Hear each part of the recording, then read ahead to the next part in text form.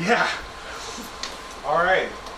I want to thank everybody for coming out in the middle of polar vortex number 2. I know it's not pleasant out there, and we're trying to make it as warm as possible in here, and I think with enough people in here, we're all going to be okay. My name is Jim Ryan. I'm the Associate Director of the Kevorkian Center for Near Eastern Studies, and this is our first event of the year here in the Kevorkian Center, and we're very, very lucky to welcome Tareq Baconi to talk about his book Hamas Contained. Before I introduce them, I do also want to thank the Taub Center for Israel Studies for co-sponsoring the event. The amazing food outside, of which I hope everyone got a chance to get some of, was provided by them, and we're very, very grateful for that. And so without any further ado, I want to introduce our speaker today. Tareq Baconi is the author of Hamas Contained, The Rise and Pacification of the Palestinian Resistance. And he's a visiting scholar at Columbia University, a fellow at the European Council for Foreign Relations, and has his PhD from Columbia as well. No, from King's College. King's College, sorry. I'm running off my head there. But in any case, we are very, very welcome to have him, as well as our now former director, Helga Tawil-Suri.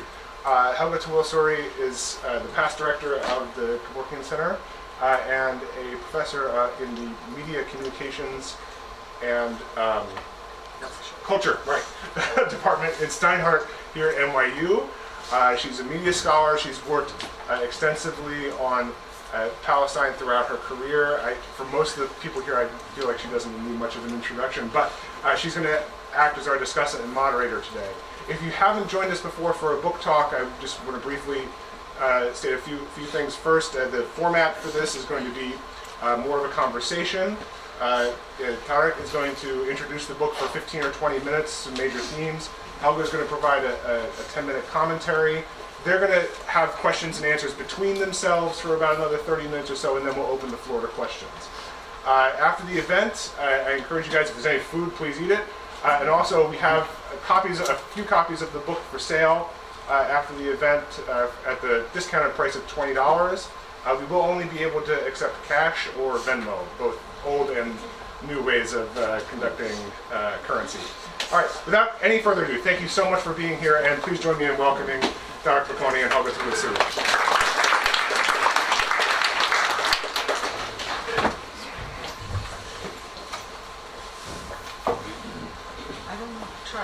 Yeah. Can everyone hear me if I speak like this? Yeah. Oh. Do we need to hold Yeah, them? nice. Yeah. Hello, everyone. Thank you to the Kevorkian Center and Taub Studies for inviting me and for hosting this event. And I just stuffed my face before the event as well with food, and it's really good. So thank you for doing that. It's wonderful to be here.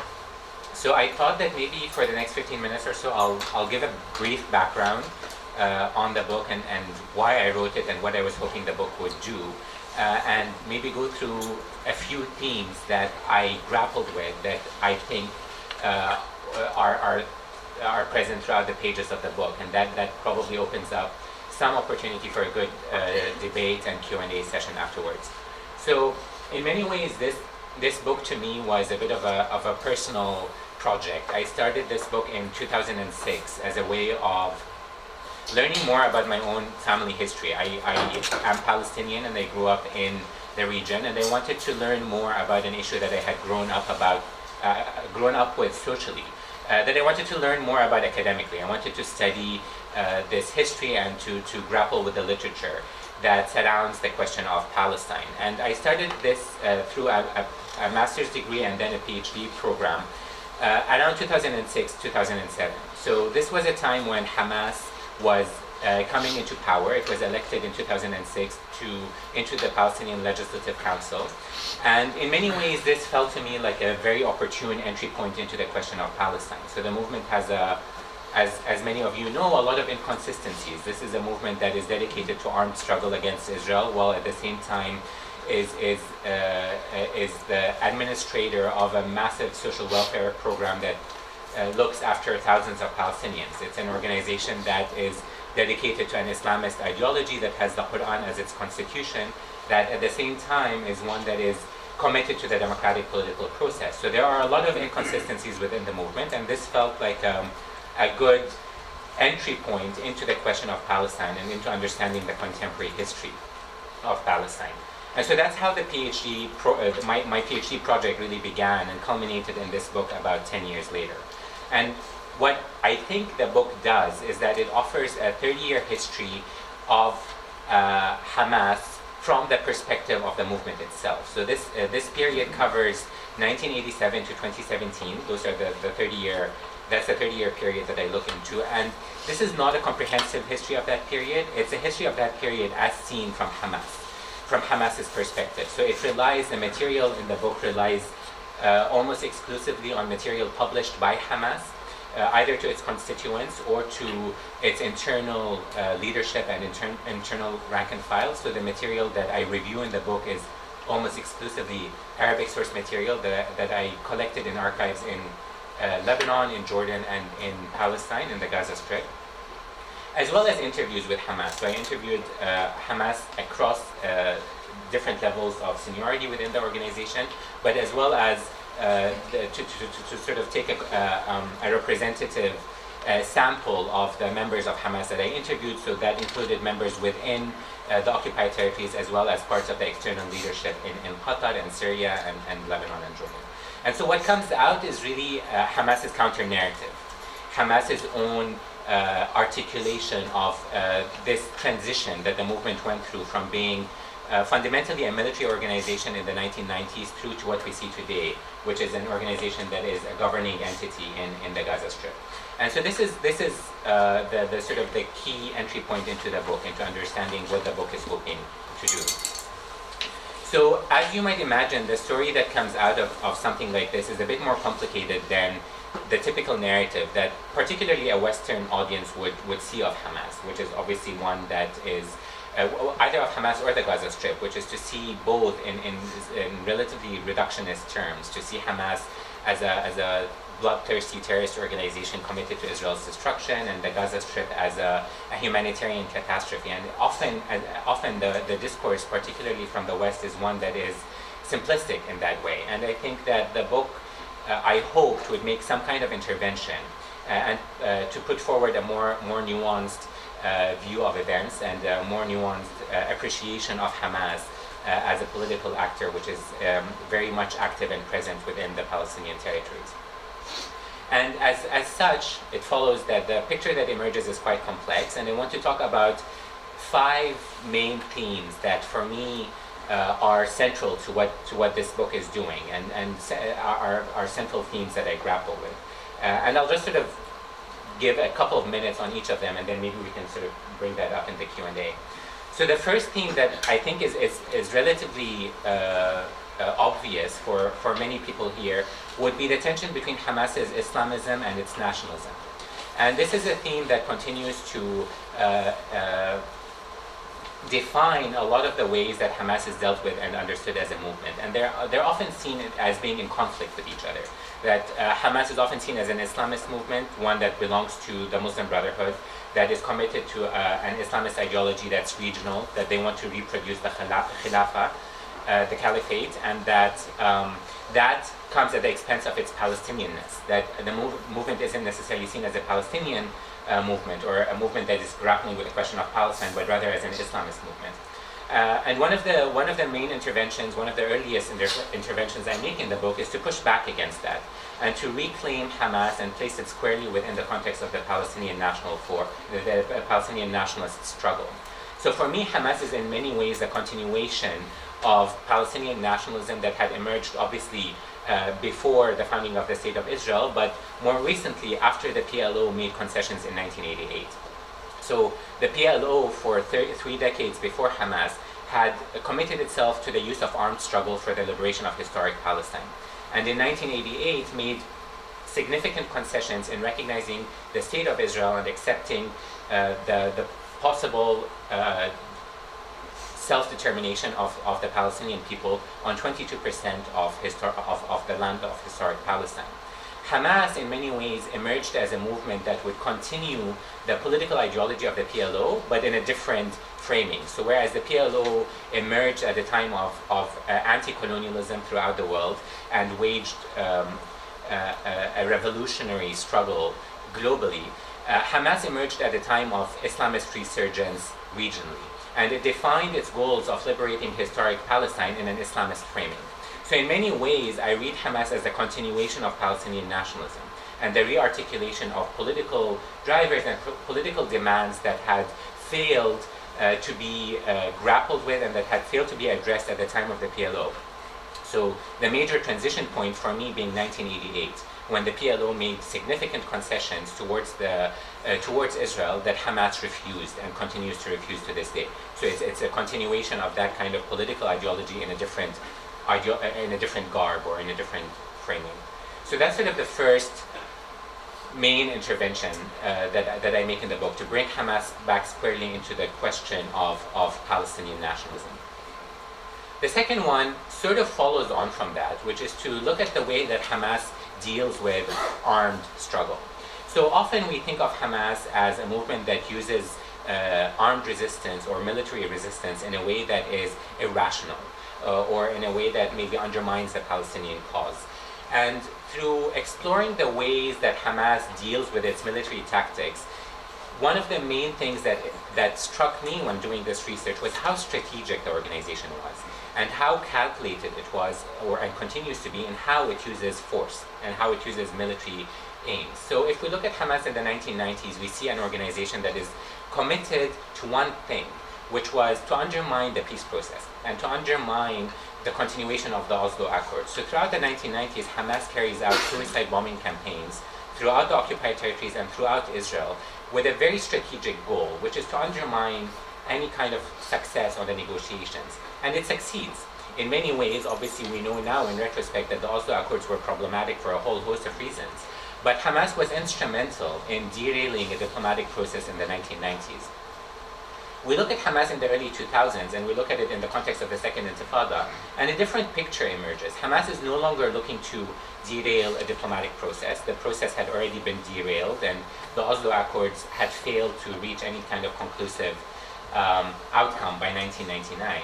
But Hamas was using its military presence and military capacity in a strategy it calls balance of terror, which is essentially to try to build deterrence with Israel and to try to inflict as much pain as possible on the Israeli public in an effort and in a belief that doing that would force the Israeli government to relinquish its hold on the territories. That sufficient pain on the Israeli public would cause the governments to re-question their hold of the Palestinian territories and the occupation. But it was a very strategic way of dealing with its armed resistance, and in it was an implicit acceptance of the 1967 borders. Hamas had made the decision that the use of force could compel Israel to allow the creation of a Palestinian state. It wasn't dedicated to the idea of the destruction of the state of Israel. But that strategy failed, and one of the arguments that I make in the book is that this was a fundamental misunderstanding on Hamas's part about how Israel would react to the use of force. Rather than causing Israel to relinquish its hold on the territories, it actually allowed Israel, under the guise of security, to reconfigure its occupation in a way that was actually more sustainable to Israel and that was more beneficial to its longer-term goals of holding as much Palestinian territory as possible without undermining its Jewish majority. So it would disengage from the Gaza Strip and build a separation wall with the West Bank and maintain its occupation and its control of the Palestinian territories in a way that doesn't undermine its expansive Zionist ideology or its security, of course. And so this was sort of the second sort of main theme I grapple with, is how Hamas thinks about its military tactics and whether they fail to achieve their goals or not, and what emerges is a very strategic, very calculated organization. Which brings me to my third point. By 2005 and 2006, the end of the Second Intifada, Hamas had clearly failed to cause Israel to force Israel to relinquish its hold on the territories, and it came to understand the limits of its armed struggle. It came to understand that actually particularly dealing with an occupier that has the military capacity that Israel does, that armed resistance wasn't actually going to help Hamas achieve its goals. And so we see a bit of a transition by the end of the Second Intifada where Hamas thinks of ways to take its resistance ideology away from the battlefield and into the political sphere. And this is how Hamas begins grappling with the Palestinian political institutions. This is a time when Palestinians under the Bush doctrine were encouraged to rebuild their political institutions after they had been decimated over the course of the Second Intifada and produce a political leadership that, according to the American administration, quote unquote, does not support terrorism. So there was a push to try to influence the recreation of a Palestinian political elite and the Palestinian political leadership. And Hamas engaged with the political system in a very particular way. It made clear that for it, as far as it was concerned, the Oslo Accords had failed. So it wanted to go into the Palestinian Legislative Council and the Palestinian Authority on the basis of the assumption that the Oslo Accords had failed and that the movement was reconstituting the form of Palestinian politics. So in a way, the movement's engagement with the political system wasn't so much an acquiescence to the PA, the Palestinian Authority, and to the structures of governance. It was actually in a way aimed at revolutionizing that, at going into the PA and breaking apart the PA's subservience to the State of Israel, the PA's complicity in the occupation. The movement was looking to, rather than be limited by the PA, to actually rebuild and resuscitate the PLO. And so in many ways, my reading of Hamas's political project was was a revolutionary one, was one where the movement wanted to break apart this idea that there can be state building and governance under occupation, and that there actually needed to be resistance to the occupation, that there can't be this kind of complicity between occupier and occupied, that the occupied needed to have a resistance project, and that the political institutions needed to reflect that resistance project, whether economically or socially or in other forms of engagement with the occupier. And this was the basis of Hamas's entry into the political establishment, and obviously now, 10 years later, we know that that project failed. Because in many ways, it was so disruptive to the idea of a peace process, and it was so disruptive to the idea that the Oslo Accords would somehow lead towards a Palestinian state, that the reaction from the international community and from local actors was vicious, in a way that it made no room for any kind of space of articulating Hamas's political demands. The movement was obviously placed under boycott and completely marginalized from the Palestinian political establishment. And the foreign intervention was so vicious that it led to civil strife within the Palestinian territories and ultimately the rupture between the Gaza Strip and the West Bank. Which brings me to my fourth point. We currently today look at Israel and Palestine. The reality is one where there are two national Palestinian projects that have both failed to achieve any of their demands and to achieve any form of justice for the Palestinian struggle. We have within the West Bank a Palestinian Authority that remains committed to the idea of negotiations and diplomacy, and to the idea of international law as a way of moving forward the Palestinian question. And we have in the Gaza Strip a leadership that remains committed to the idea of resistance.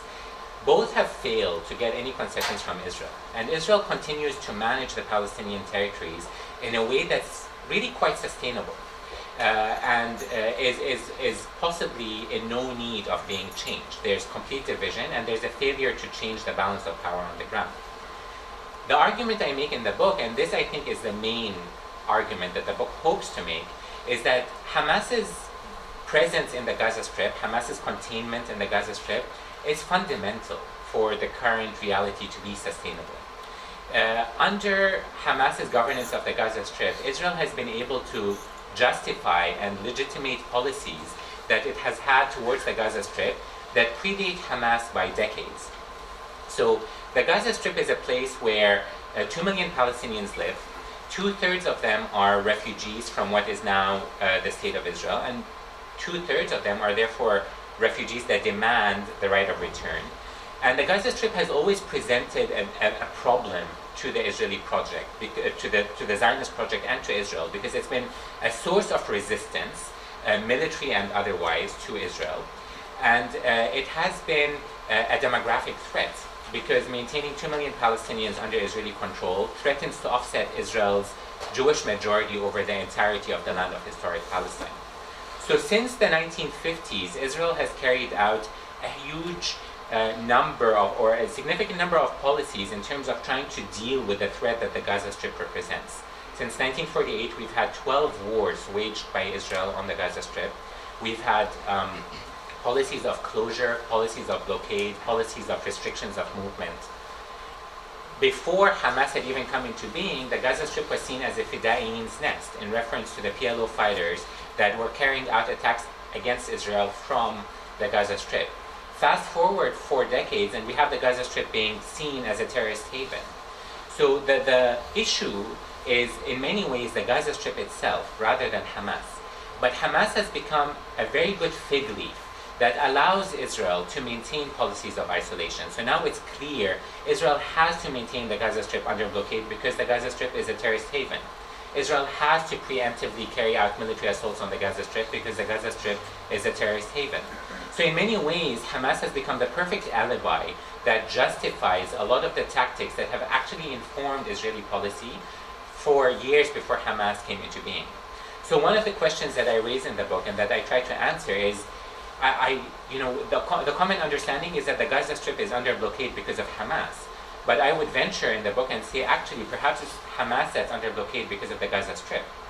That actually, the Gaza Strip is what needs to be isolated from this Zionist expansionist project that we see in the occupied territories, and Hamas is actually the perfect actor to allow for that to happen. Which brings me to the final point I want to make, which is that for the reality that we're seeing on the ground today, which is in many ways a one-state reality. We see a single ruling government which controls the entirety of the land of historic Palestine. We see creeping annexation in the West Bank, and we see the institutionalization of separation of the Gaza Strip. For that to happen, Israel needs to walk a very fine line when it comes to Hamas. And this is something that Israel's security establishment openly talks about. They need to maintain Hamas in power, because Hamas is able to maintain a security grip on the Gaza Strip and is able to contain other actors that might be more destructive to Israel's security from the Gaza Strip. But at the same time, Hamas cannot be empowered. It cannot present a security threat to Gaza. So it needs to be contained. It needs to be limited in the Gaza Strip through deterrence to be prevented from carrying out any attacks on Israel, but not really defeated, not really forced to collapse. And so what we see is the emergence of what I call the equilibrium of belligerence. We see both Israel and Hamas dealing in military means for short-term tactics to build up deterrence, but never really pursuing any longer-lasting resolution to the political issues between them. And this, to my mind, is a continuation of what the PLO also had suffered from, which is the fact that the political drivers animating Palestinian nationalism are never actually addressed or on the table. We have a situation where those demands are managed. They're never resolved. And this is really the situation we see today. Israel isn't dealing with the Palestinian demands, either animating the PLO in the West Bank or Hamas in the Gaza Strip. It's managing the situation in a way that has proven to be quite sustainable. And from Hamas's perspective, has actually somehow worked. So we see the movement now essentially being pacified. So even though it remains committed to a resistance ideology and is likely to escalate if given the chance, but it's actually become very effective at managing the resistance that's emanating from the Gaza Strip, and has become more and more active in terms of using rocket fire as a negotiating tool rather than as a national liberation project. And so this process of pacification has been ongoing for the past decade, and I think is not conclusive yet, but is perhaps showing the sort of the future of where the Palestinian question is going.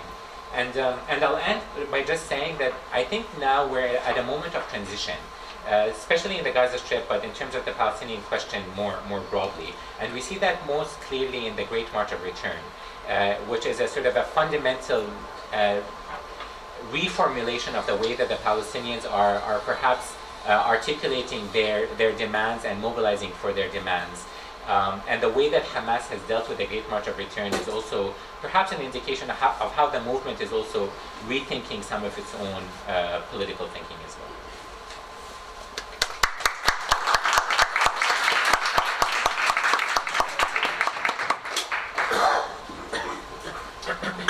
Thank you, Tareq.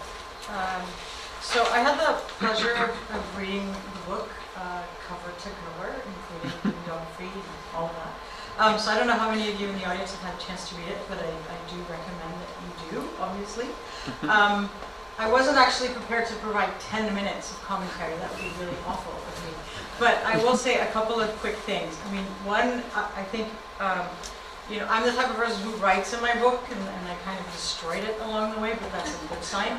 But my first comment was this is thorough, detailed, and actually chronological. And maybe that sounds really obvious to say, but that was something that actually kind of struck me, which is it's rare to sometimes read a book that is so careful in the way that it actually leaves a particular kind of teleology or chronology or kind of movement towards history.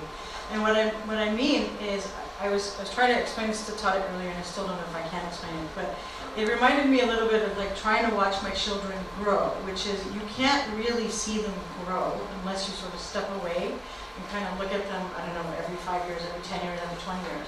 And so the book felt a little bit like that. It was sort of like seeing Hamas grow. So we start somewhere in the 30s, right, because there's a way in which there's a lot of history that kind of emanates from the 36, 39 revolts and kind of moves forward, but even before that. But so we kind of start with this sort of slow progress and kind of grow in the book with Hamas as they become, adults in a sense, right? And so it's this really interesting, from a purely written perspective, it's actually a fascinating book. And so there's a part of me that's actually really curious as to how it is that Tareq writes, right? And I wish I could observe him do that. And so I recommend the book, if nothing else, on purely the fact that it's amazingly well written and kind of really interestingly constructed. So that was one. And for me, there was like a number of issues that came out. I don't think they necessarily sort of parallel the 5 themes. I didn't know that those were the things that he was going to bring up. But I felt like there were a lot of kind of tensions and contradictions that come up, which actually parallel this growth or kind of growing into adulthood, if you will, of Hamas, which is, these sort of tensions about Islamism, for lack of a better term, of, well, what kind of quote-unquote Islamic project is Hamas? Is it one that is trying to sort of take the reins of the state and change that from within the structure of the state, or is it one that's trying to challenge the state? And I think that's the sort of question that you brought up. Another is this this kind of interesting kind of contradiction that exists today and has certainly existed since Hamas, I guess since the elections, like sort of in the past, 10, 15 years now, right? Of the tension between governing and resistance, and whether or not these two processes are somehow at odds with each other, right? And sometimes it feels like when you read the book, there is this kind of implicit argument that the two maybe are at odds with each other, but there's also these kind of more interesting nuances of, well, how do we understand governance or administration of the Gaza Strip, which is what Hamas does now, but also this kind of attempt to continue this project of resistance, right? Which leads me to this kind of other question that is maybe unanswerable, but I feel like it's kind of there. I imagine both as a Hamas member, but also sort of generally maybe as a kind of strategic political thinker, which is how does one strike a balance between the human cost, right, of, in this case, sort of sticking to this plan of resistance, whether through violence or through diplomacy or other ways, versus the larger gains that you imagine making as a political movement. And I think that that's something that's obviously there for Hamas, but it's equally there for the PA in different ways, right? The human cost for the PA is different than what the human cost for Hamas is.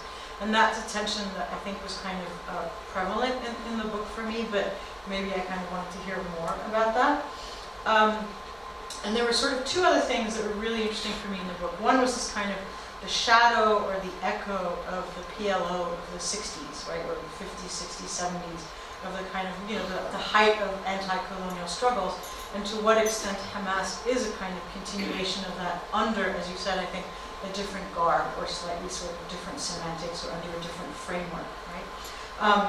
And that it is interesting to kind of think of Hamas as, well, so something failed in the 60s, and we can kind of talk about what that was, and something failed in the 70s, and Hamas learns a particular kind of lesson from that failure, which is not to be complicit to diplomacy, but instead to kind of be steadfast in resistance, right? But then it's also kind of the thread of what that anti-colonial struggle was in the 60s and 70s that Hamas seems to still hold on to in 2019, right? And then the last thing, which is, perhaps kind of sitting in 2019 and reading this, is whether or not what we witness of Hamas, particularly I would say sort of like from mid-2000s to the present moment, or maybe up until Operation Cast Lead, so 2014, is whether or not there was a sort of premonition of what other similar, whether Islamic or popular or democratic movements would face in the rest of the region, right? So you can almost see the experience that Hamas has gone through and those tensions of what kind of Islamism, is it Islamic, is it nationalistic, is it struggle, is it administration, what are the tensions between governance and resistance? Those are things that seem to kind of come up later on, like sort of post-2011 in the rest of the region. So it's kind of interesting to sort of look back at Hamas 2006, Right. and sort of imagine, well, is this kind of what happens in 2011 or 2012 in Egypt or elsewhere? So there was a lot of things that kind of, for me, sort of that came out of reading the book that I want to hear more about. And then a couple of other things that maybe I just sort of want to share with you about the book is, it felt like it really was true to this promise of trying to tell the Hamas story from the perspective of Hamas. I mean, there are obviously the sort of the words of the Hamsawis, if I can call them that, right? There's obviously the words of the members themselves. There's the sort of texts that come out of the leaflets or the magazines or the TV shows or El Risala or all sorts of other like, newspaper outlets and stuff. But it's also trying to kind of tell the story of Hamas within this sort of larger historical arc, and I think it does that incredibly well. And, while it's a book that's published by a university press, I would say that it's a book that I think is extremely accessible to a non-academic audience, because those big struggling kind of questions don't really come up until the very end. So there's a part of me that's like, okay, so if I were assigning this to my class, I'd probably say, all right, let's just go straight to the conclusion, because I'm assuming that you're going to know the entire kind of details of history. Whereas if I'm going to say to a friend of mine who's never sort of heard about Hamas and doesn't know much about Palestine, I'm like, all right, you got to start with page 1 and kind of keep reading, right?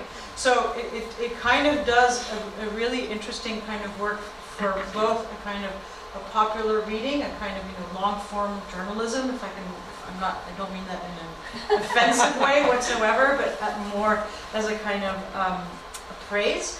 But there's also that kind of kick that comes at the end as well. So I really appreciated that. And again, that kind of takes me back to my first point of I think Tareq is a really talented writer, and I really sort of commend you for that.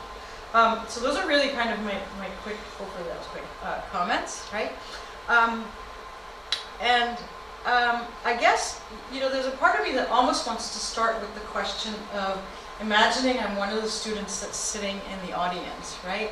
Which is the question of how did you do this, right? And you said you started in 2006. So clearly this is like a 10-year project, right?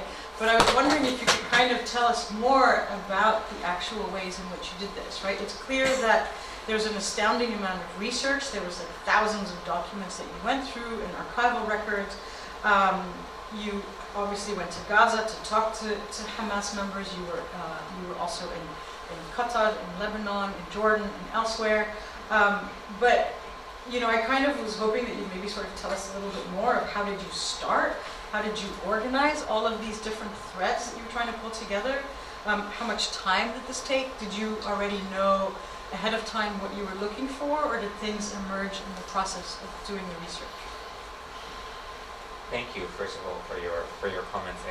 It's always wonderful to be read so closely, and so it's very humbling to be for the work to be taken so seriously, and it's wonderful to be here with you as well. So in terms of the process of it,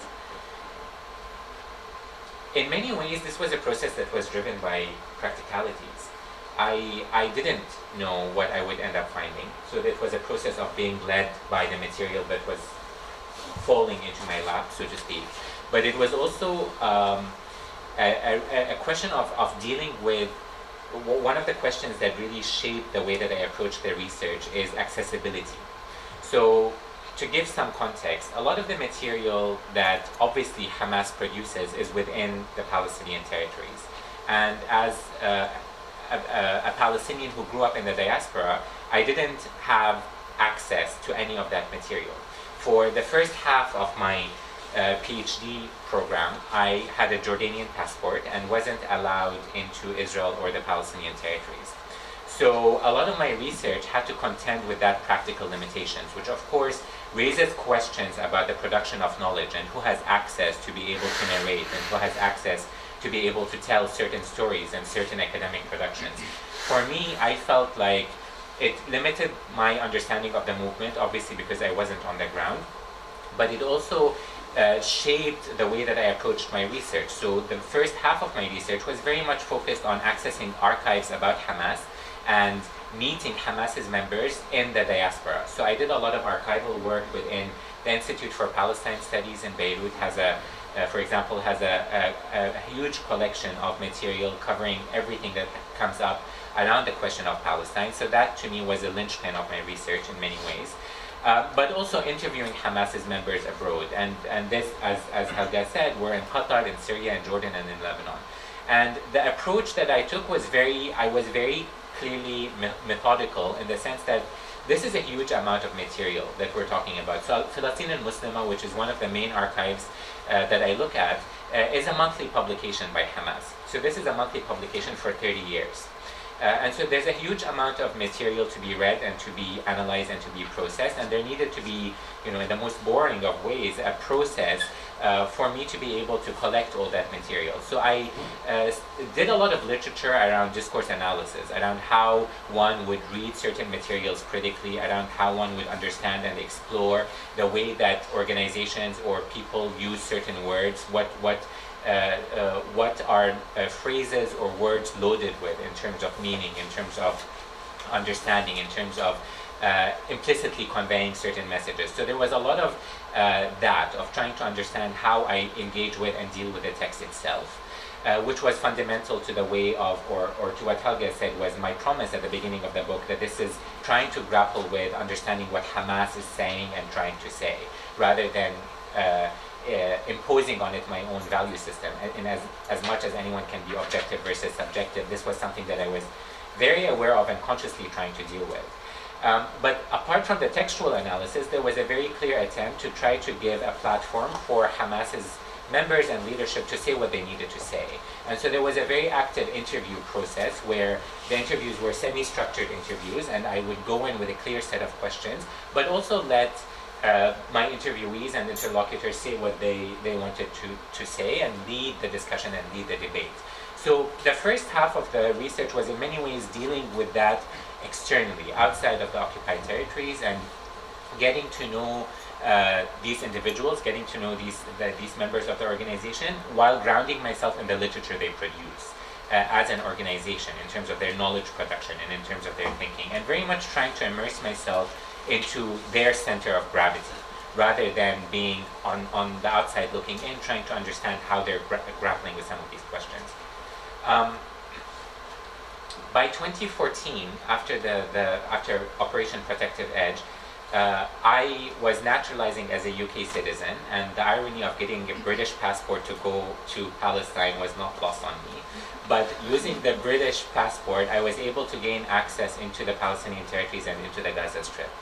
I had already done 5 years of research at this point, so it was in many ways very informative to then see a completely different side of Hamas. And this is a Hamas that's living very much, not that there's a single organization, this is obviously very complex and multifaceted organization. But to see the center of gravity shift from the diaspora into the occupation, and to see how Hamas's leadership on the inside in the Gaza Strip talks about Israel and deals with its presence under occupation, and the archives that they produce. So for example, Al-Risala, which is, unlike Palestinian Muslima, which is monthly, Al-Risala is weekly. And so there's a huge volume and a huge archive of knowledge production on the inside that is giving a different framing and a different level of detail.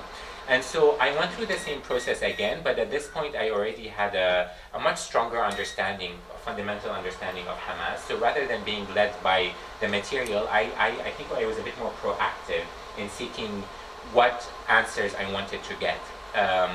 I had already formulated a very strong schematic of understanding what Hamas was, and I was really getting the leadership on the inside and the members on the inside and the archives on the inside to sort of plug in holes in terms of my knowledge or my understanding of the movement. And so in many ways it was a completion of something that had begun on the outside. All this to say that the process for me was one that was methodical in the sense that there was a framework in how I was accessing some of these things, but I really was led by the archive itself. I didn't have much knowledge or insight into Hamas before I started, and all of that came through their understanding and their worldview. But it really didn't leave me thinking about questions of access and questions of who has the right, Edward Said said that in the 80s or the 90s, who has the permission to narrate. And often what we understand of Hamas is what Israelis say about Hamas or what the Western media establishment says about Hamas. It's not what Hamas says about Hamas. And it's important to sort of think about who is putting forward those narratives that become fundamental to our understanding of these things. Thanks. One of the things that sort of struck me in the book was, Tareq does a great job, obviously, of kind of explaining Hamas through Hamas's terms or through Hamas's eyes, but is also very aware of its limitations and its failures and the cost that is exacted on Palestinians, on Israelis, on perhaps a wider kind of regional effect as well. And so that the critique of Hamas is there, and it's nuanced in the sense of it's well placed and kind of understood as to where that critique ought to be lying.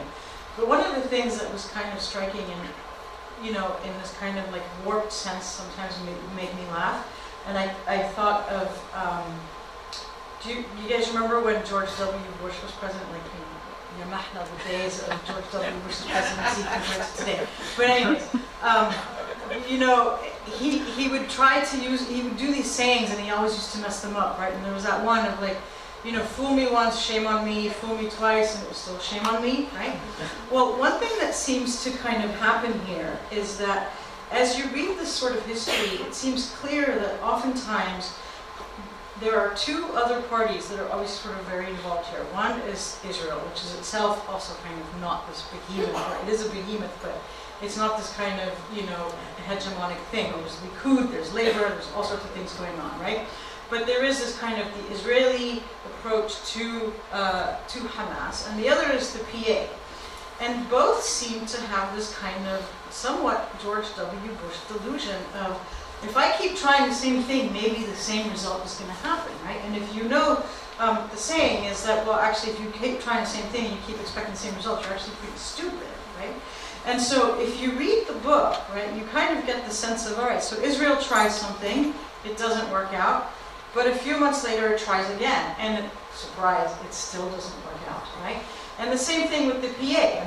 They're not necessarily always in relationship to Hamas, but in terms of, with Israel, it's whether it's relationship to ceasefire agreements and not agreements, or, expecting that, if we try to suppress Hamas, then maybe they will somehow, cease to exist, right?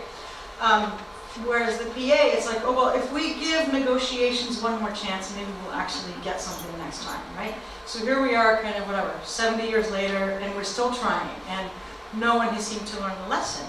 And yet, somehow, when you read this, it's like the one party that does, surprisingly perhaps, sitting in the USA, the one party that does seem the most reasonable is actually Hamas, right? Which is, I know right now I'm going to be like, I don't know, blaspheme all over the place. But in the sense of, they seem to be, on the one hand, kind of steadfast, and here I really mean it in the multiple ways that it's meant both in the Palestinian way, but also just that term of, no, we have an issue, and the issue requires resistance, and it requires a particular kind of political struggle, and we're not going to let it go, right? So we're not going to kind of, kind of sell short our demands, right?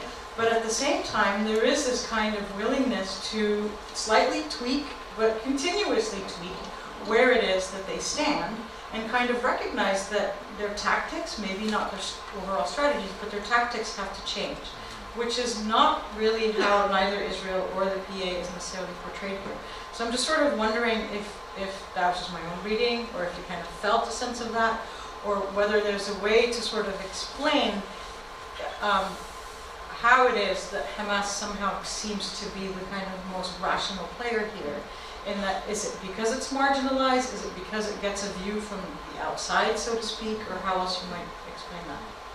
It's a really good question, and it's a really tough one to answer, because in my answer, in explaining how Hamas is perhaps the most rational, I'm going to give the most irrational answer, which is to say that for Hamas, it's divine intervention.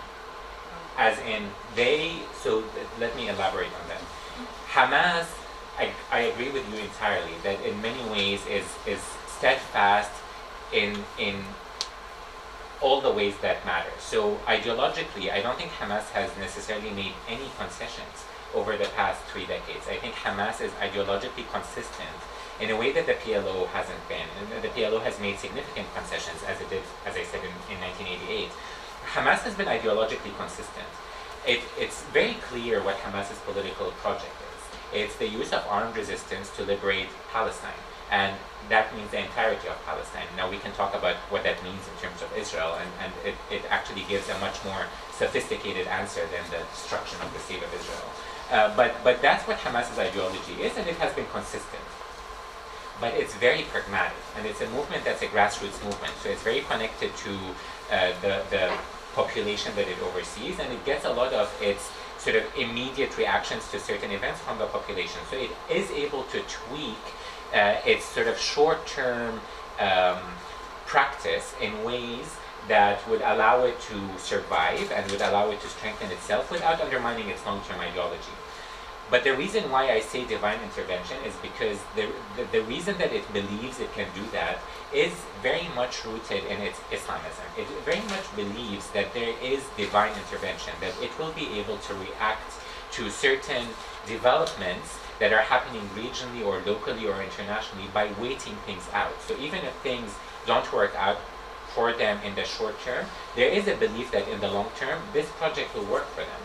And so it's an ideological conviction that is rooted in faith. It's very hard to articulate what that is, even when things are most despairing, or like now, Hamas is in a pretty bad space.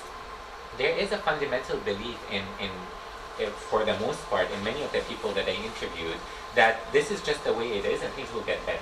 And there's no need for that kind of ideological concession. So is that also then perhaps the way of addressing what I was trying to sort of think about earlier, which is at what cost, right? I mean, if you think about, at what cost to Gazans especially, right, in terms of like not just simply the number dead or the number maimed, but the way that Gaza sort of is, it's always on the brink of collapse, right? But is that the way that you would explain Hamas's calculation of, okay, so it's all right, we lost a few, but in the long term? Absolutely, and I think that the cost has been horrific on a human level, but not just on a human level. For me, the cost has been horrific on the Palestinian Liberation Project front. Because I think that strategy has failed as well. So it's not only that the PLO strategy failed through concessions, but Hamas's steadfastness has also failed. and its steadfastness and ideological commitment to armed struggle has failed. It has perhaps been more effective than the PLO. I think that Israel is much more effective at dealing with Israel and getting concessions from Israel than the PLO, than the PA today. Maybe the PLO in the past is different. I don't make that comparison, but with the PA today. But it has failed, and it has come at a significant cost to the Palestinians in Gaza. And it is something that Hamas openly talks about and openly explains, but the calculus that they make, and this is a question that I often put to them, the calculus that they make is that if Hamas no longer acted the way it did and was no longer this kind of resistance project to Israel, and Hamas, let's say, did the concessions that were asked of it and put down its arms and recognized Israel and conceded, to them, that cost is what we see in the PA today. So that's the death of the Palestinian national project. So they see the human cost that's killed today as the sacrifice that's needed to maintain the Palestinian national project. So I might sit here and say that calculus is unacceptable. We can't even think in those terms. But this is how Hamas thinks. Hamas thinks that they're at war with a violent occupier, and there will be lives killed, or lost. But this is how anti-colonial projects work. So I have maybe one more question, if you will allow me, before I can open it to you, which is, before I read it, I obviously saw the title, and it was like Hamas Contained. And containment is certainly a term that I've sort of tried to think through when thinking about Palestinians as a whole, not just simply Hamas, nor simply Gaza, right? And containment obviously sort of comes with a particular kind of baggage, right? I mean, containment necessarily, for me at least, certainly makes me think of the Cold War, right? And the US's containment policy towards the Soviet Union, and it's, trying to kind of keep at bay the growth of communism, right? So there's this kind of a little bit, there seems to be a difference, unless you're suggesting that somehow there's also this containment of a fear of Islam or Islamism, or maybe the demographic threat. I don't know what is being contained. But so there's a part of me that's kind of wondering whether or not parallels can be made in terms of containment in that sense. There's another way in which containment is actually quite interesting, which to me is actually territorial, right? Which and you, I think, said it in your introduction, and you have this beautiful line somewhere at the end of your book, which, if you can hold on, I'm going to try to see if I can find it. Where is it? It's something about, it's not, maybe you can say it. It's something like, it's not because of Hamas that Gaza is marginalized, but maybe it's because of Gaza that Hamas is marginalized. And that, to me, is actually precisely kind of pointing to the kind of territorial component, right? Which is that what we're looking at is the containment of a particular piece of territory within which now we have this kind of governing, administrative sort of body.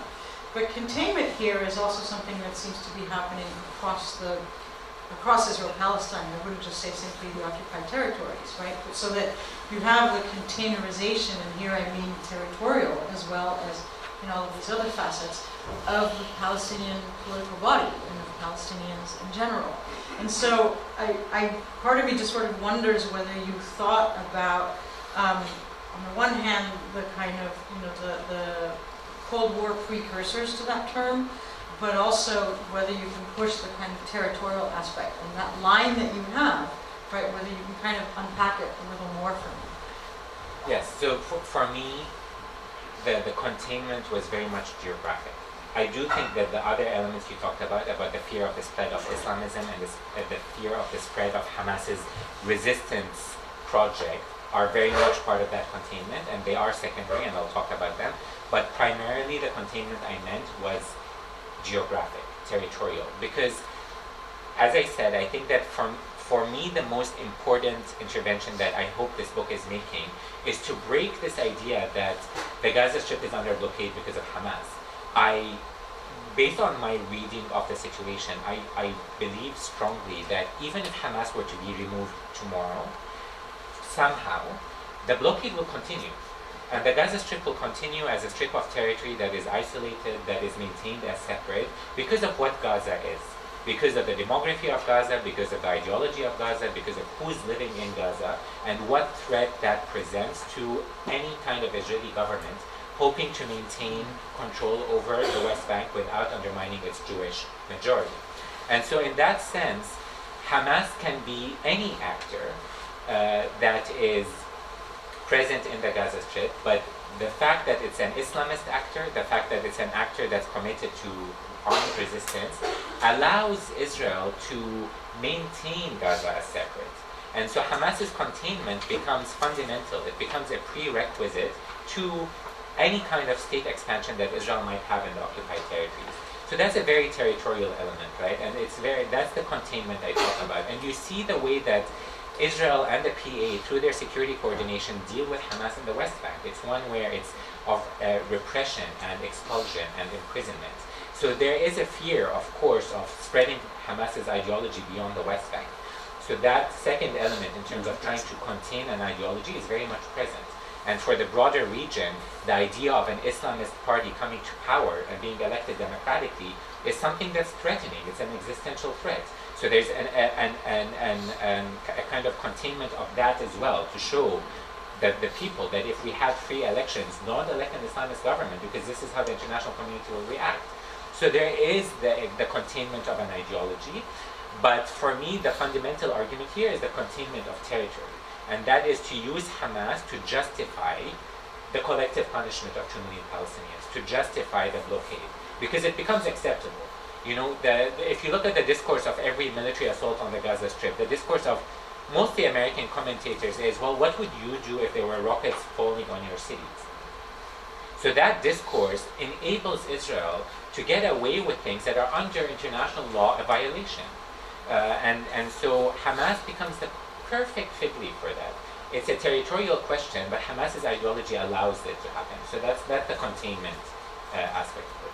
So, sorry, real quick. So what do you think, I mean, this is a huge question, but so you can answer it any way that you want.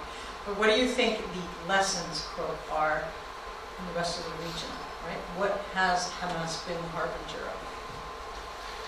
I think that Hamas, in many ways, writing this book, obviously in the shadow of 2011, I was struck by the periodization and by how much of Hamas's experience was actually recreated in later times. And I think that there were some lessons that were learned. So, for example, the way that the Obama administration dealt with the Muslim Brotherhood coming to power in Egypt, I don't know if there was a direct sort of connection that was made in their minds with Hamas, but that was a fundamentally different way than the Bush administration had dealt with Hamas coming to power. There were also differences between the Muslim Brotherhood in Egypt and Hamas, of course. But there are lessons in terms of understanding the place of these Islamist movements in government and in democratic practices, understanding that they cannot be repressed, and understanding that they cannot be marginalized, that only strengthens that ideology and strengthens their ability to come into the political systems, but also that there needs to be respect of the respect of their ideology, that, you know, democracy doesn't have to be liberal democracy. Democracy can be illiberal democracy, and they can have ideologies that if the majority of the people are voting them in, that needs to be respected, right?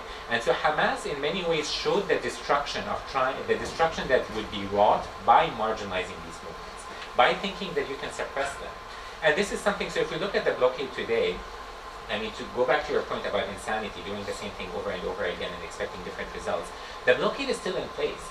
And the philosophy of the blockade was always that if you put enough pressure on the Palestinians in Gaza, they would revolt up against Hamas and Hamas would collapse. Hamas is stronger now than it was 10 years ago. And the blockade hasn't shifted.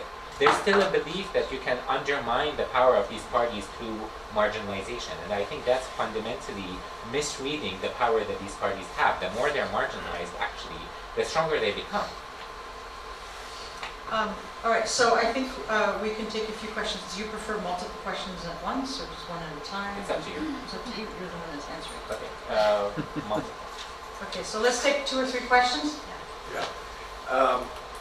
Hasn't the whole process since Oslo been a process of containment of Palestinians on the West Bank and in Gaza? And secondly, what about Hamas's proposal of an armistice? How much have they proposed that? We know there have been some minor ceasefire agreements that have been negotiated either through third parties. But what about this Hudna business, a long-term Hudna? That's In the back? Yes, can you comment on Hamas's lobbying and weaving relationship with Iran? Sorry, I didn't hear that. Relationship The with Iran. relationship with Iran of Hamas. Yeah. Hamas, in the shadows of what you describe Hamas as an extension of the national movement, Palestinian movement. Do you think Hamas created a conflict in Palestinian entity? For example, there is no Christians now leading the Palestinian struggle like it was before in the 60s and 70s, Georgia Habash, Another example, creating this Islamization of conflict. Do you think it justifies the existence of Jewish state as an only solution to deal with a region that doesn't respect differences or minorities? I mean, this Islamization of the conflict is very effective. The whole picture of the area, and in some sense, is being used to justify the separation and reconfiguration of the region on ethnic, religious, and sectarian basis. I think you ignore this aspect when you describe Hamas as just as an extension of the national liberation movement. Yeah. So was the whole process Oslo process containment? I think there are very many ways in which we can read the Oslo process. But yes, I think that containment isn't specifically or exclusively for Hamas. I think there are policies of containment that Israel is now pursuing with the Palestinians, even with the Palestinian citizens of Israel itself. So we see a greater sense of enclavization, where Palestinians are pushed together in smaller and smaller territorial enclosures that are more easily managed by the Israeli occupying forces, and within Israel itself through municipality funding, through regulations, through other forms of discrimination against Palestinian citizens of Israel. We see this process of ensuring that Palestinians are condensed as little territory as possible. So maintaining this policy or hope or ideology of seeking as much territory as possible with as little Palestinians as possible. So yes, I think that the Oslo Accords in many ways facilitated that project through, even within the West Bank, zoning the West Bank into A, B, and C, and fragmenting the West Bank in that kind of model has allowed that containment policy to be effective. So I agree with that. Hamas's proposal of a Hudna, I mean, Hamas has been since the early 1990s proposing a Hudna, which is a sort of a long-term ceasefire, where they say that instead of trying to deal with the political differences that they have with Israel, maintain a cessation of any kind of the use of force in return for concessions that the parties have agreed to so far. So rather than pursue an all-out sort of end of claim, to have a situation where both parties would be able to take a breather, essentially, and limit civilian deaths. So Israel's suspicion of that is that Hamas would use this period of time to strengthen itself and to strengthen its military capacity. I wouldn't be surprised if that is indeed what Hamas would do. The other side of that argument is that a longer-term ceasefire would actually allow some form of Palestinians to enjoy some rights that they do not enjoy now, which might actually undermine Hamas's political ideology in the long run and sort of its readiness to continue engaging in jihad. But for the most part, Israel has had no interest in dealing with Hamas's offers of ceasefires, and Hamas knows that. So there's always a sense of calling Israel's bluff. So they would say, we would give a ceasefire, we would accept 67, knowing that no Israeli leader either would accept a ceasefire with Hamas or accept 67 at this stage. And so there is this sort of play between Hamas and Israel, and again what I call the equilibrium of belligerence, how they use that language and arms and military competition between the two of them to sort of maintain short-term concessions rather than a longer-term resolution. Hamas's relationship with Iran is quite a complex relationship, and it's one that's changed a lot over the past few years. So Iran is obviously, as we know, a key benefactor of Hamas. It provides a lot of finances and a lot of arms to the movement, as well as to other organizations within the Gaza Strip. In 2011, when the uprising was starting within Syria, Hamas took a stance that broke with the Syrian leadership. It came out against Bashar al-Assad and against the way that he was dealing with the peaceful protests in the way that he had, which resulted in Hamas's expulsion from Syria. That was a significant bet that Hamas took, because it believed that the Arab uprisings would be were indicative of a resurgence of Islamism across the region, and that even if its break with Syria would cost it its relationship with Iran, it would still be able to find benefactors elsewhere. It believed that the Muslim Brotherhood was being strengthened across the region. As we all know, that calculus didn't really go the way that Hamas had hoped. And the result of that decision in 2011 was a rupture of ties between Iran and Hamas. So for years after 2011, Iran no longer funneled funding to Hamas. It funneled most of its funding and most of its arms to Islamic Jihad, which created a financial crisis for Hamas. And one that it has, we can talk at length about how it managed to survive that, and the role of the tunnels from Egypt into the Gaza Strip, and what that meant to Hamas's ability to withstand that pressure. But more recently, Hamas has, there is now that the Syria, that the Syria civil war is in many ways coming to an end, Hamas, through facilitation with Hezbollah, is actually rejuvenating its relationship with Iran. So Iran will continue to be, in my reading of it, a fundamental pillar in terms of Hamas and Islamic Jihad's military capacity and funding in the Gaza Strip. Hamas created a conflict in the Palestinian leadership, and I don't quite see how we can read it in that way. I think that Hamas is very clearly a political movement that has an Islamist ideology. What that Islamist ideology means for other minority groups is obviously one that many people would disagree with. I personally would not support an ethnocratic state or that kind of religious ideology. But I don't think that we can blame Hamas for creating that crisis in Palestinian leadership, or we can blame or use Hamas's experience as justification for Israel being a Jewish state. First of all, I would disagree that Israel is a state that allows minorities to exist with full rights within it. I think Palestinians in Israel face a whole host of discrimination that means that they're actually oppressed within Israel itself. So I wouldn't argue that because of Hamas's Islamist ideology we need a Jewish state that might be more protective of minorities. I would strongly disagree with that. I also think that Palestinians within Israel, but also other religious groups within Israel and other racial groups within Israel, even if they are Jews, suffer a whole host of discrimination. So that is, I think, fundamental to any kind of ethnocratic government, which is to privilege one group of people over another. And I certainly do think that Hamas's Islamist ideology would privilege, if there was an Islamic state, Muslims over Christians and Jews. But I don't think then that because of Hamas that there's justification for Israel to exist as a Jewish state, or that there needs to be a sort of a different way of understanding Islamist movements in the region. So let's go all the way in the back. I'm curious about Nathan Flaw has a thesis that each side, Israeli and Hamas and Palestinian generally, has learned or understood the other through the exchange of violence.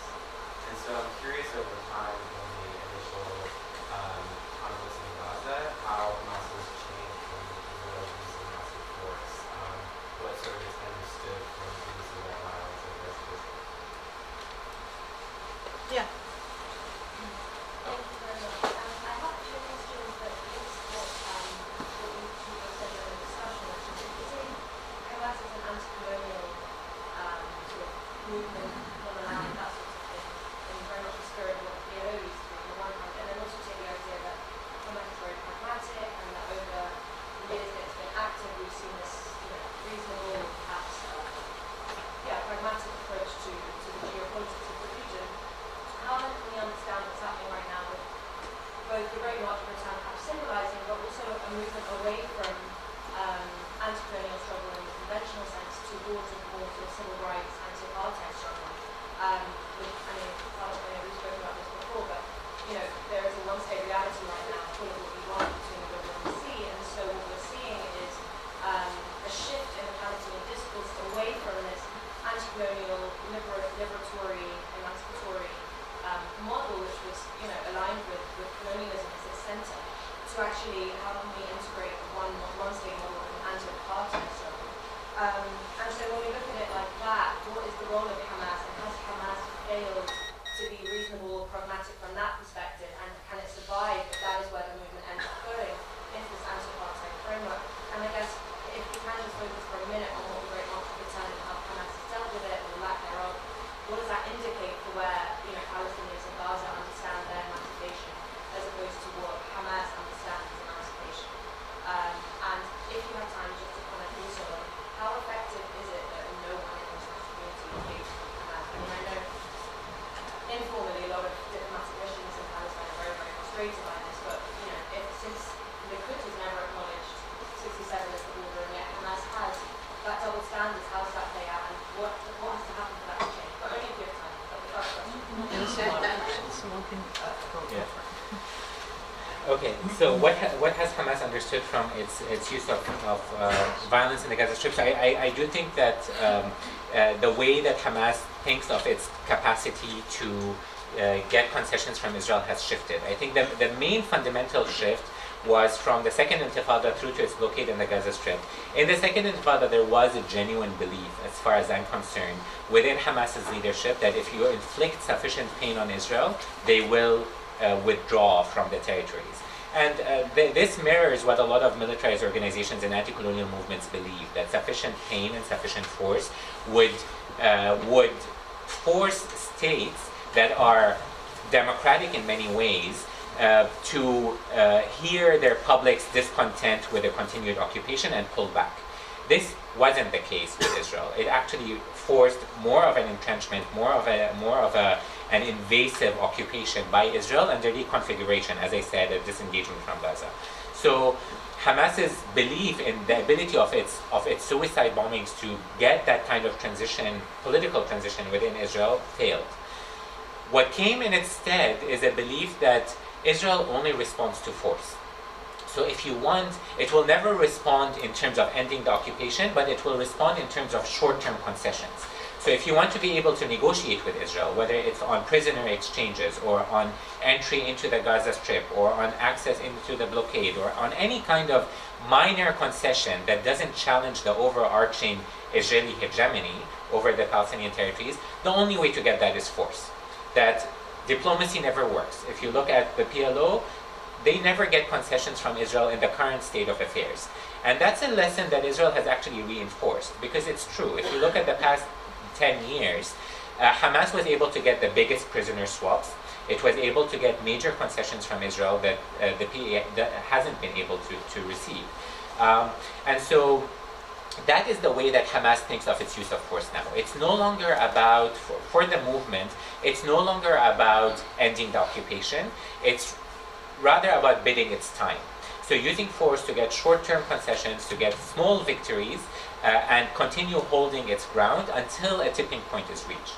And the tipping point is always one where Hamas believes that the resistance needs to be resurrected in the West Bank, because that's where it would actually be strong enough to inflict real damage on Israel, for various reasons, including the fact that there's 600,000 settlers in the West Bank now that are beyond the wall.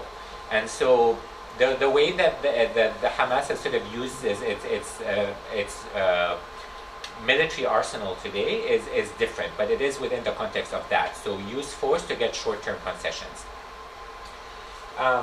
Which actually ties in with the question that Zina said, which is about how Hamas deals with the Great March of Return. So for me, the Great March of Return is indicative of a reshift that's happening within the Palestinian national movement, away from it being an anti-colonial movement and towards it becoming a civil rights movement, a movement for equality for the Palestinians between the river and the sea. So essentially ending the colonialism that is inherent in Zionism. So decolonizing Zionism and turning this space into a space that is equal for Palestinians and Jews, rather than a space that privileges Jews over Palestinians. So that's, I think, where what my reading of the recent past, the past 2 or 3 years, is where the Palestinian struggle is moving to. Now, obviously, that's not an easy transition, and it's one that carries with it a huge cost to the Palestinian people, including the fact that it raises questions about what it means to their right to self-determination. You know, if the Palestinians are now seeking equality within the space, does that equality also include collective rights? Does it include a national identity? What happens to the idea that Palestinians deserve and have a right to statehood and to sovereignty, not just equality within this space? And so I think that for Hamas presents also a fundamental challenge, because Hamas in many ways is also committed to a Palestinian state, and it's a nationalist movement, as I had argued. So this shift to rights is one that challenges Hamas in the same way that it challenges the PA, which is it undermines a project, a political project, that has been committed to the idea that a Palestinian state would be created. The way that Hamas has dealt with the Great March of Return is to, as I just answered the question before, instead of using rockets to get concessions from Israel, Hamas began using the Great March of Return. So essentially it co-opted what was a civil rights struggle in ways that feed into its own militarization agenda and its own use of pressure on Israel to get concessions. Now for me that was both an indication of the challenge that Hamas is facing from a shift to a rights-based struggle, but also to the challenges that Palestinians are facing. So if there is indeed a shift in this kind of civil rights, grassroots mobilization towards rights and towards equality, Palestinians are not only going to have to deal with the willingness of any Israeli government to use disproportionate force to mow down unarmed protesters. That's of course a challenge that's going to be there for the Palestinians. But there's also a challenge from their own leadership. There's also a challenge from the PA, and there's a challenge from Hamas. And there's a challenge from these factions being threatened by this kind of discourse and this kind of mobilization. And Hamas has in many ways co-opted the civil rights movement in a way that is quite destructive to that sort of transition forward. In terms of engagement with Hamas, I think that there's a duplicity, as you say, within the international community and members of the international community about how they deal with Hamas. So first of all, I agree with you. I mean, Hamas now at its highest level of, highest official level and in most of its political output has recognized the 1967 borders. The Likud, which is the current governing party in Israel, still hasn't in its charter. And the international community does not seem to be putting the same expectations on any Israeli government to respect the Oslo Accords that it puts on Hamas. So in many ways, of course, there's a duplicity in the way that Hamas is dealt with compared to Israel. But at the same time, there's a duplicity within the way that, and this is back to Helga's point about doing the same thing and expecting different results. They continue to believe that if you continue to marginalize Hamas, Hamas will concede. And so there's a duplicity there in the sense that openly they will remain committed to the quartet conditions and to the marginalization of Hamas and to the no contact policy. But privately they would say, and they have said often to me, that they believe that there's no way of dealing with this without dealing with Hamas. That Hamas is a fundamental political actor that is actually probably, if there are elections tomorrow, would win again. And so there is this kind of irony of saying, you know, we want Palestinian unity. Before we have any kind of peace process, we need to have Palestinians in the West Bank and the Gaza Strip united. And then the next question is, well, if there's a Palestinian government that includes Hamas, would you engage with it? Well, no, because there's a no contact policy. We cannot engage with Hamas. And so there's a duplicity there in terms of how the international community deals with Hamas. They both understand that there's a need to engage with it without taking the policy changes or steps that would allow for that kind of engagement to be productive. Yeah. one of the reasons I've seen the PA just crack down on Hamas members of the West Bank is a lot of times accusing them of supporting or accusing them of having links to Mohammed Ahmad and using that as a justification for I think imprisonment and arrest. I was wondering if you believe there's any legitimacy to that alleged relationship between Dahlan and Hamas. Obviously he's in exile, self-imposed in the UAE, and also if you see any future for these kind of diaspora officials who are not officially members of Hamas but have been accused of former Fatah specifically of having any kind of political future in either the West Bank or Gaza.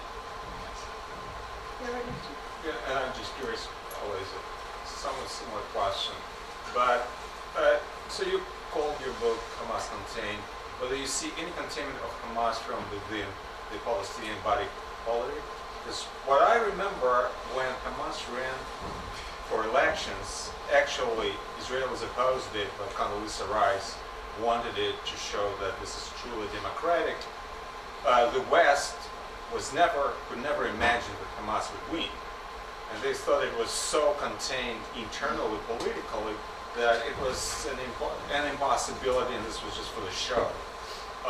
And today, as you pointed out, in the West Bank, every article I read about President Abbas, it just sarcastically starts that President Abbas just started his 15th year of his 5-year term or something like that. And the reason for that, of course, is that they know very well you have elections, Hamas is going to win.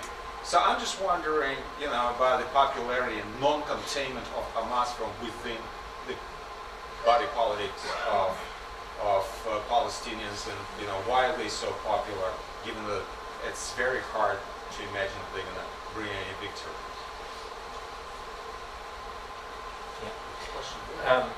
So in terms, There was a question. Right there. sorry.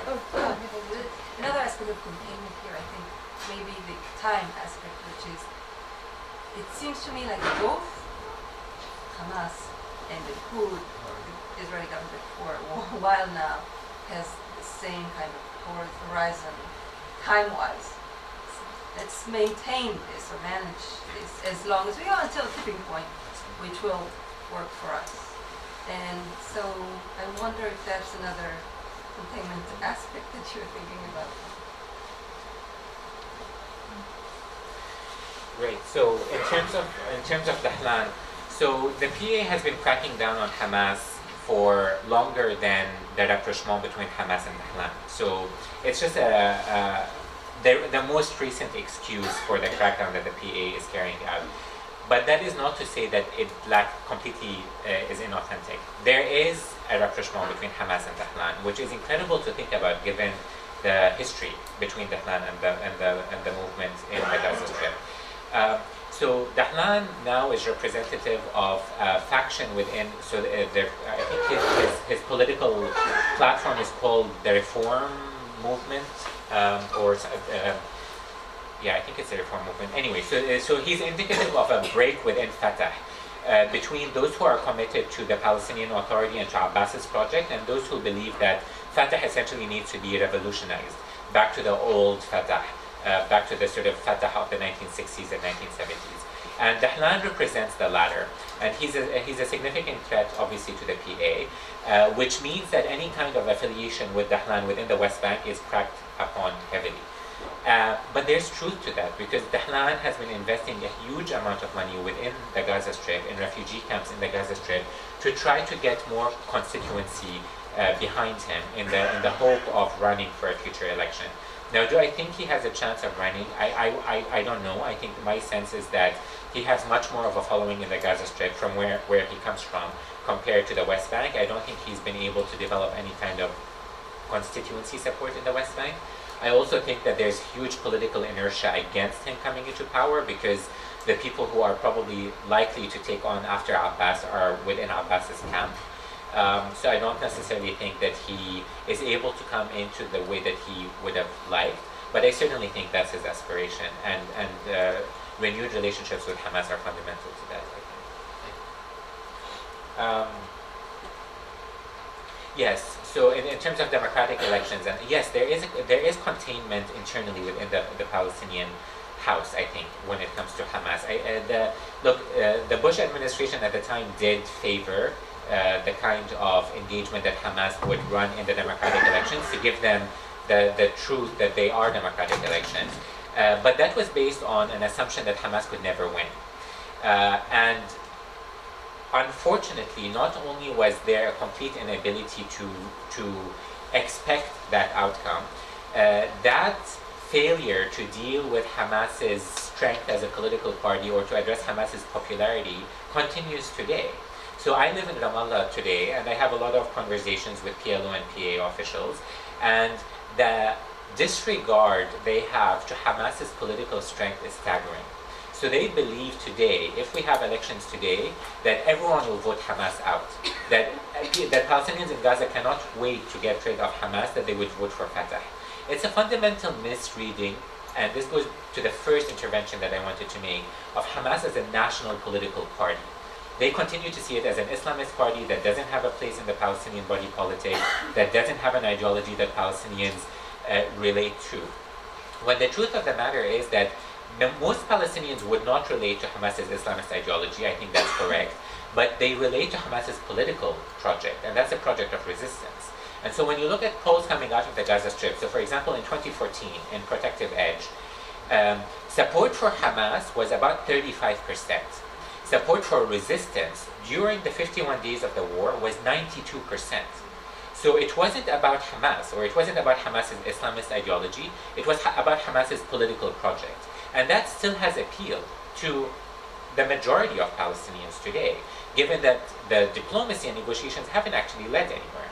And so I do think that there's a containment, and not containment, there's groupthink within the Palestinian political leadership that continues to underestimate Hamas's power. Now you ask, why is Hamas as popular if it's failed? Because I think that diplomacy has also failed. And as I said in one of the questions before, I think Hamas has succeeded in many ways of rebalancing the equation with Israel. I think it's failed in the broader sense of getting any major concessions and advancing the Palestinian National Liberation Project. And as we spoke about, it's come at horrific cost. And I don't think in the longer term it's an effective ideology or an effective national project.